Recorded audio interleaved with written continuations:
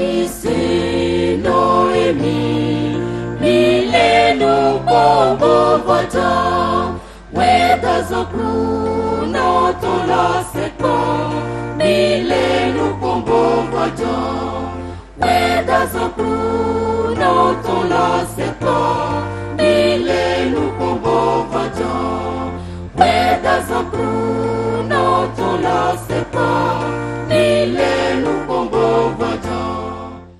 Gloire à Dieu. Alléluia. Alléluia. Amen. Amen. Amen. Amen. Amen. Dans le village de Djokolo, Frères et sœurs et la paix du Christ, je salue ceux-là qui sont aimés de Dieu, à qui le Seigneur a donné ces moments et que nous entendons ces paroles. Une fois encore, nous a rassemblés. Je demande au Seigneur, créateur du ciel et de la terre, de nous éclairer comme nous l'entendons dans notre congrégation Union Renaissance Christ. C'est la parole de Dieu. C'est telle qu'est la chose la plus capitale et plus importante de la vie. Et quand on parle de la repentance est axée sur ça. Dans cette congrégation Union Renaissance Christ, c'est pour le salut des âmes. La repentance, puisque sans la parole, il n'y a pas la vie. Alors que la parole est une âme que l'Esprit de Dieu utilise pour produire la repentance dans le cœur de celui qui entend. Donc, sans la parole, tu ne peux pas avoir le secours du Saint-Esprit.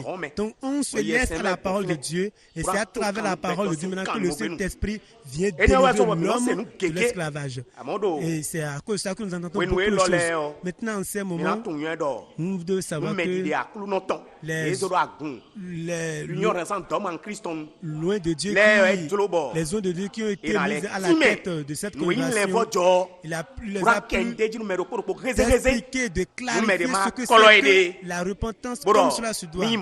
Pour que quelqu'un se trompe d'être enfant de Dieu et ne l'atteint pas. As-tu reçu le secours dans le rôle ou tu l'as pas reçu? Lorsque tu l'as reçu, est-ce que tu évolues là-dedans ou pas? Si tu évolues là-dedans, tu vas le savoir. Si tu n'évolues pas, tu vas aussi le savoir. Tu peux évoluer dans la mesure de la repentance et que tu es sorti de la repentance et que tu as poursuivi le monde, tu le sauras aussi, sachant que ça ne va pas. Et c'est pour cela ce travail à partir de l'appel jusqu'à aborder la crainte de Dieu, la confession. Et maintenant, nous voulons aborder ce que c'est que la confession. Quand on fait la confession, ça ne s'arrête pas là. Après la confession, ce n'est pas fini. Donc, voulant parler de la confession, il faut être visité par une puissance. Comme on entre dans la repentance, la lumière de la repentance, c'est une puissance qui est donnée. Et on cherche à ne plus vivre tel qu'on veut dans le péché.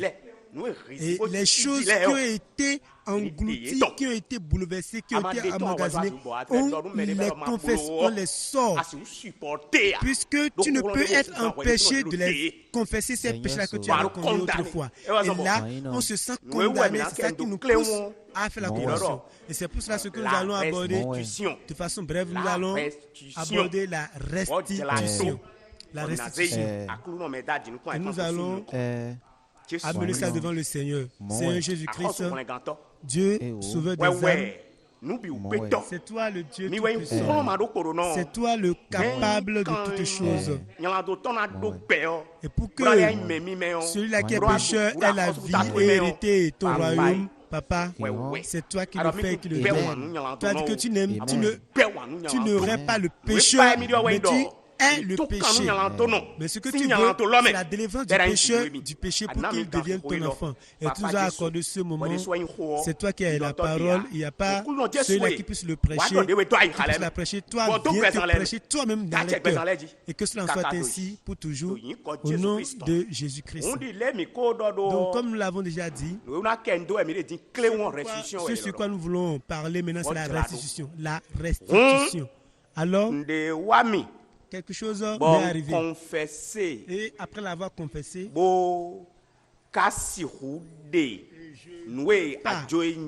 Supposons que ça aille d'un vol. Ce que j'ai fraudé, ce que j'ai détourné, je ne peux pas le déclarer ou le rectifier, soit le restituer, disant que j'ai eu la lumière pour voir la vraie confession. Là, c'est le faux. C'est la fausse confession. Puisqu'ici, il s'agit de la vraie confession véritable. C'est l'esprit de Dieu qui conduit. Et quand la restitution est là, sous la puissance du Saint-Esprit, et qui a conduit jusqu'à cette étape de confession, et qu'on a accepté la confession, on a accepté ce qu'on a volé, c'est l'Esprit lui-même aussi, le Saint-Esprit qui conduit aussi à aller restituer les choses confessées. J'ai confessé le vol, j'ai reconnu que j'ai volé. Ce que j'ai détourné ou fraudé, j'ai reconnu. Et n'ayant pas la capacité d'aller voir celui à qui j'ai volé ou celui à qui j'ai détourné, alors là, je me suis trompé. La confession, d'abord, c'est la déclaration. Ce que j'ai fait. La confession, la déclaration d'une chose faite. Ce que j'ai fait, l'avoir reconnu, reconnaît cela. Après la déclaration, après l'avoir reconnu, la restitution est égale à. Lorsqu'il a reconnu, est-ce que cela a été restitué ou réparé? L'ayant connu, il reste la réparation et la restitution. S'il ne répare pas cela, s'il ne restitue pas cela, vous avez dit que ça reste encore à faire. Parce que la parole de Dieu nous dit dans Lévitique. Vous allez prendre le livre de Lévitique pour moi rapidement. Lévitique chapitre 5, Lévitique chapitre 5 au 21e verset. Lévitique chapitre 5 verset Lévitique 5 au 21e verset. Nous a dit quelque chose. Lorsque quelqu'un péchera et commettra une infidélité, si quelqu'un a péché et a tombé dans une infidélité en mentant à son prochain, au sujet d'un dépôt, d'un objet confié à sa garde, d'une chose volée ou soustraite par fraude, en niant d'avoir trouvé une chose perdue,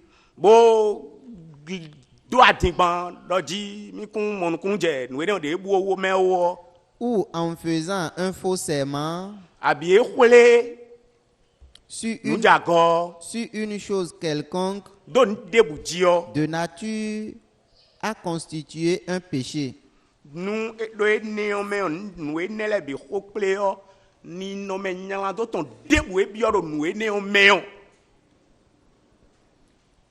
Lorsqu'il péchera ainsi et se rendra coupable, il restituera la chose qu'il a volée. Ce qu'il a volé, il doit la restituer. Cela signifie que même Ancien Testament, que même depuis l'Ancien Testament jusqu'à présent, la restitution est capitale et forcée. La restitution elle est forcée. Elle est forcée. On doit restituer. On doit restituer un bien qui n'est pas restitution. Si on fait la restitution, qu'on confesse, cela signifie que ce n'est pas encore ce qui est demandé. La restitution est capitale et on doit faire ça. C'est pour ça si on vient à Luc 19. Luc chapitre 19. Luc 19. Luc chapitre 19. Luc chapitre 19. C'est verset 41. Luc 19 au 41e verset. Si on n'a pas la lumière de vie, si on n'a pas la lumière de vie, sa vie de péché, c'est ça que Christ a vu. Et il a pleuré à cause de ça. Là, on va commencer par pleurer. Que si nous savons ce que nous sommes dans le péché, c'est que nous le savions en ce jour où la parole de Dieu est là pour nous, la parole de Dieu est là pour nous, que ce serait vraiment beau. Mais n'ayant pas la connaissance de ça, et que cela est caché pour nous, alors là, il y a un malheur qui vient après cela. Et quelqu'un qui a la connaissance et qui a confessé, cela est sa mère, capital et indispensable. Comment maintenant aller le mensonge, comment je vais faire pour réparer pour que le chemin soit effrayé et je puisse ceux-là qui sont restés dans ce monde avant nous, et puis entreprendre le chemin de vie spirituelle et qui veulent suivre Christ et être un chrétien véritable. Le passage, la Bible nous a dit dans Évangile selon Luc, la Bible nous a dit dans Évangile selon Luc, chapitre Luc 19, ouais, Minaï. Luc chapitre 19. Si verset 1er. À partir du verset 1er.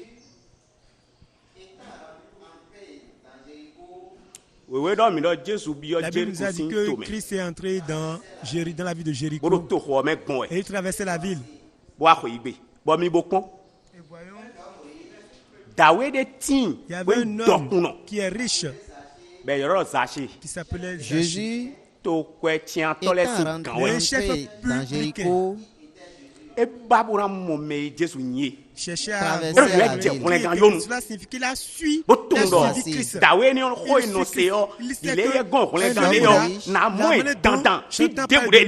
Il est sauveur. Appelé Zachée,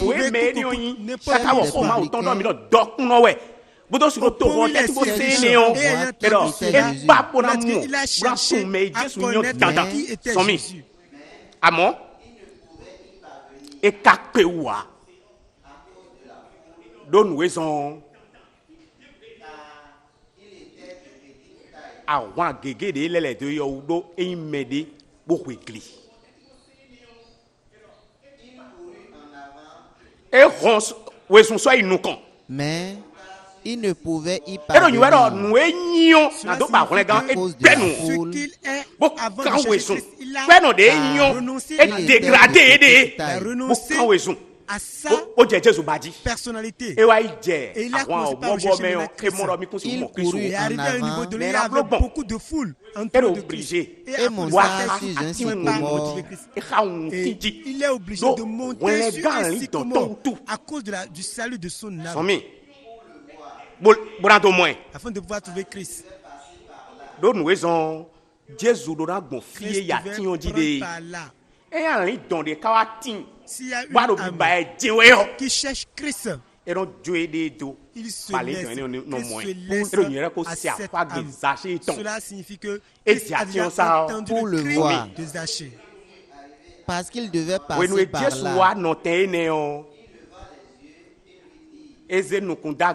Sans que personne ne le dise que quelqu'un te cherche et qu'il est un roi ici sur cet arbre, cela signifie qu'il a entendu la voix, le cri de l'âme de Zachée. Donc il a levé les yeux, il a dit Zachée, hâte-toi de Lorsque Jésus fut arrivé à cet endroit, il leva les yeux et lui dit, je demeure dans ta maison. Zachée, et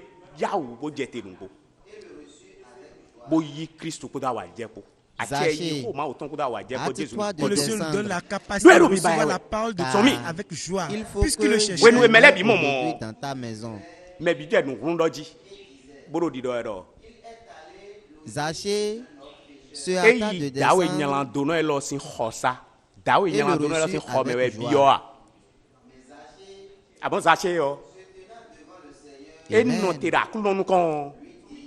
Voyant cela, tout murmurait et disait, il est allé loger chez un homme il a pécheur. accepté, il a reconnu qu'il est pécheur. Maintenant, ce qu'il a eu à faire de tort et de travers, les fraudes, les dépouillements, tous ces biens, il va les diviser en deux, donner une partie aux pauvres. Voici, Là, c'est la dîme. Seigneur, je donne aux pauvres la moitié de mes biens. Donc, si il a tort envers quelqu'un, qu'il va la restituer sur 4 fois le quadruple. Et Christ lui a dit, Gloire à Dieu. Et si j'ai fait tort de quelque chose à quelqu'un, cela signifie que il ne s'est pas seulement arrêté sur la confession disant qu'il est pécheur. Puisque même au milieu au temps de Esdras, mais le salut est entré celui qui a commis un péché, celui-là qui est allé s'allier avec une femme païenne dans Esdras 10, nous n'avons pas assez de temps pour lire tous les versets. Esdras 10, ça parle du premier verset. Esther et Azra étaient obligés. Il a dit que nous devons maintenant nous rallier à Christ. Et les choses que nous avons fait de mal, ce en quoi nous avons péché contre l'Éternel, nous allons les réparer et les restituer. Donc avec des pleurs et des larmes et des lamentations, avec la reconnaissance de leurs péchés, ils s'étaient rassemblés au milieu du peuple de Dieu. Et chacun avait commencé par reconnaître son péché.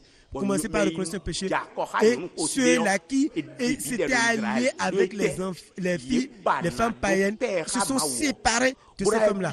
Puisqu'ils veulent maintenant se rallier avec Christ et quitter les péchés pour maintenant entrer dans une nouvelle relation avec nous. Alors, ils se sont séparés de tout ce qui est péché.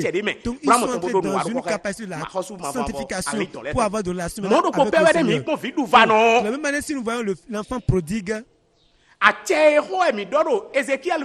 la capacité dont nous avons parlé ici maintenant, nous avons parlé du dégoût de soi. La reine du péché, la reine de cette nature pécheresse. Puisque tu vas voir la gravité de ta nature pécheresse.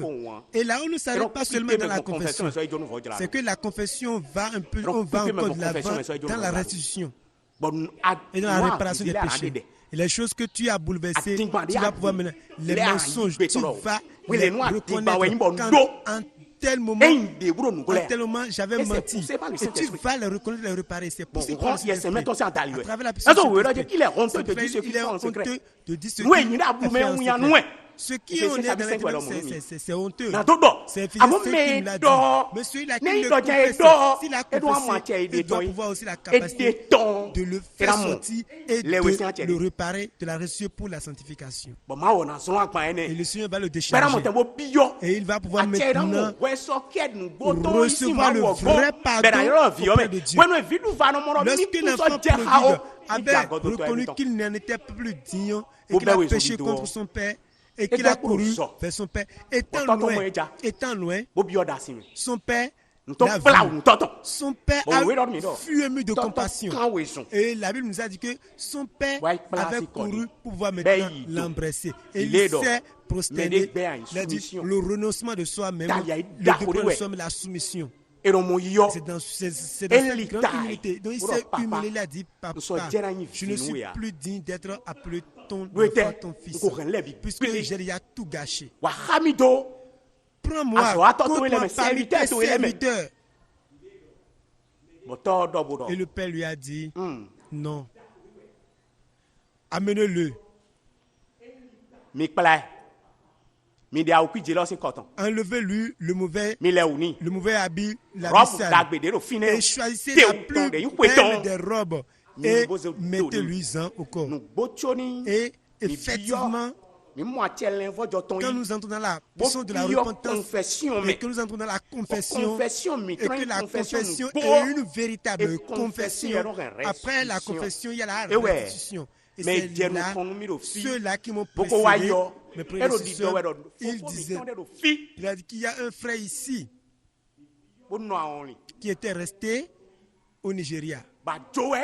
Et parce qu'il avait volé, il a volé son patron. Il a quitté là-bas. Après la fin, il est venu ici au Bénin. Lorsque la puissance de la repentance l'a visité et qu'il est entré dans la confession, une véritable confession, ça conduit à la restitution. Il a quitté au Bénin ici jusqu'à aller au Nigeria pour aller chercher son patron sur la terre nigériane. L'ayant trouvé, il s'est jeté à ses pieds avec des larmes, de supplications et de lamentations. De quoi il en est question? Il a dit que c'est son voleur qui est venu chez lui. Quand j'étais resté auprès de toi et que j'avais travaillé pour toi, je t'avais volé, j'avais pris ceci, j'avais pris ceci. Donc il a commencé par confesser et les choses qu'il avait volées, il les avait énumérées une à une. Et là, elle a aussi s'est agenouillé et lui a demandé de prier pour lui que ses péchés maintenant, comment lui va faire maintenant pour aller les confesser et les restituer. Amen. Amen. Alors là, l'homme qui est dans ce monde et qui a traversé la repentance, la personne de la repentance, et que la repentance l'a visité, et la repentance va lui donner la confession. Et ayant confessé, il en est maintenant incapable de les restituer, de les réparer. Alors là, ce n'est pas bon pour lui. Cela signifie que la puissance qu'il doit véritablement recevoir pour que les ténèbres soient confus, il ne l'a pas reçu. Parce que s'il a reçu cette puissance, il doit pouvoir maintenant accepter se dépouiller. On accepte être foutu, on accepte dépouiller, on accepte porter l'ignominie et le peuple de Christ. Donc on se reconnaît étant vraiment zéro. Et que si on est foutu dans ce monde pour hériter le royaume de Dieu, on est si heureux. Donc Zachée, quand nous venons sur Zachée, dans l'évangile selon Luc que nous avons lu, évangile selon Luc chapitre 19, au moment où Zachée, et après avoir fini de confesser, et il a fait la restitution avec les pleurs et les larmes. Christ ne lui a rien dit, mais il est dans les pleurs, il est dans les larmes. Christ ne lui a rien dit, jusqu'à ce qu'il a tout réparé, il a tout restitué, il a tout rectifié. Il est allé rester loin. Et étant loin, Christ s'est levé maintenant, il s'est rapproché de lui. Dans le 9e verset, Christ lui a dit, il a dit Zachée, avec les pleurs, les larmes et les lamentations, il a dit tu as traversé la confession, tu es venu au niveau de la restitution. Cela signifie que tu es entré maintenant dans la puissance du salut. Là, Jésus lui dit, le salut est entré aujourd'hui. Le salut est entré aujourd'hui dans cette maison. Alléluia. Amen. De quelle maison s'agit-il? S'agit-il d'une maison physique? Cela signifie que c'est son âme. C'est que son âme s'en est déchargée. Son âme a reçu la vie. La vie, il a reçu le salut. Celui-là qui veut aller au ciel et qui n'a pas pris par ce chemin et qui n'a pas pris par cet escalier sur le chemin de vie et pour restituer, rectifier, réparer les choses, s'en est attaché à la lumière et que la lumière lui tient la main sur le chemin de vie par la puissance du Saint-Esprit, étant resté dans ce monde, étant resté pour la parole de Dieu, pour ne pas avoir l'assurance de la vie éternelle. Alors, ces choses-là que nous entendons en ces jours, nous devons nous examiner à travers ces choses-ci. Est-ce que je l'ai expérimenté? Voilà que je l'entends. Lorsque moi j'ai fait la confession, j'ai eu la capacité de confesser. Le bol que j'ai volé et que c'est là pour moi, le sac que j'ai détourné, l'argent que j'ai détourné, celui-là, j'ai volé son argent et il en a cherché, il n'a pas trouvé. Je le regarde sans pouvoir le lui confesser, sans pouvoir le rectifier. Je me suis dit que j'ai confessé, mais pour pouvoir maintenant aller rectifier, réparer les torts, cela signifie que ça te reste la restitution pour que tu ailles restituer et rectifier. Le vol doit être restitué et il s'agit de quelque chose, on doit pouvoir maintenant le faire pour être déchargé. Et quand la tonne va sonner, tu pourras pouvoir intégrer le rôle de Dieu.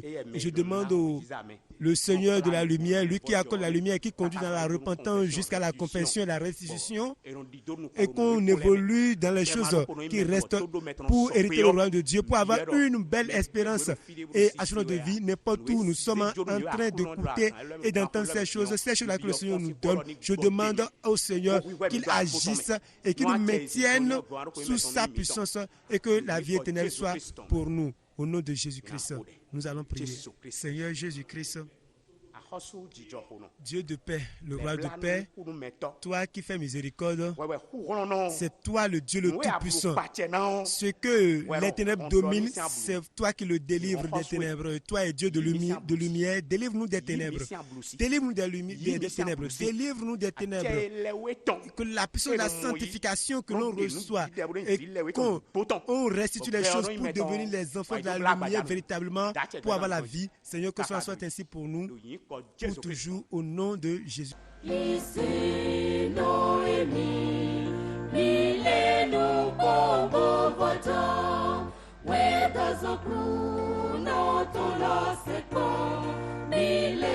kombo voto sans plus.